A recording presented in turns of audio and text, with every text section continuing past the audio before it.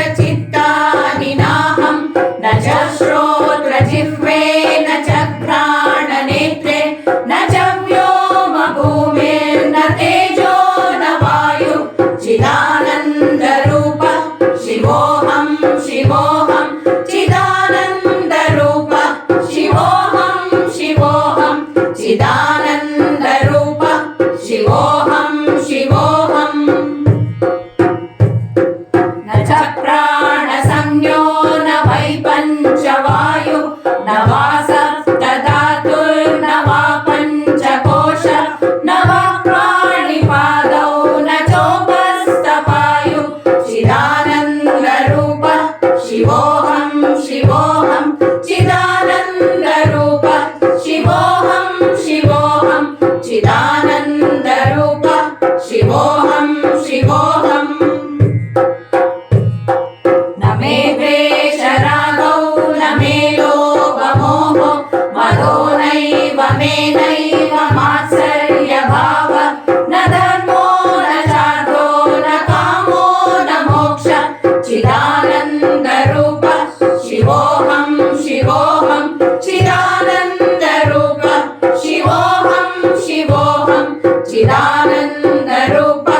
शिवोऽहं शिवोऽहं न पुण्यं न पापं न सौख्यं न दुःखं न मन्त्रो न तीर्थं न वेदा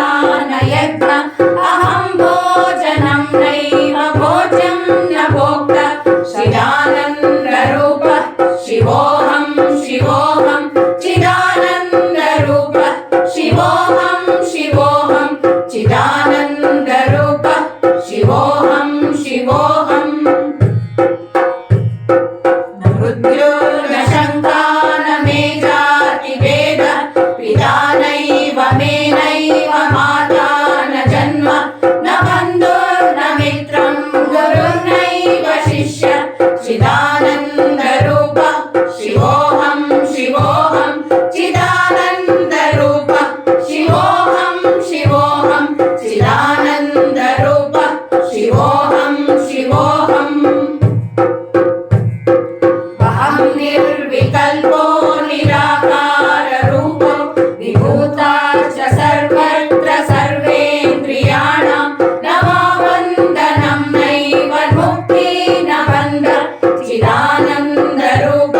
शिवोऽहं शिवोऽहं चिदानन्दरूप शिवोऽहं शिवोऽहं चिदानन्दरूप शिवोऽहं शिवोऽहं चिदानन्दरूप शिवोऽहं शिवोऽहं चिदानन्दरूप शिवोऽहं शिवोऽहं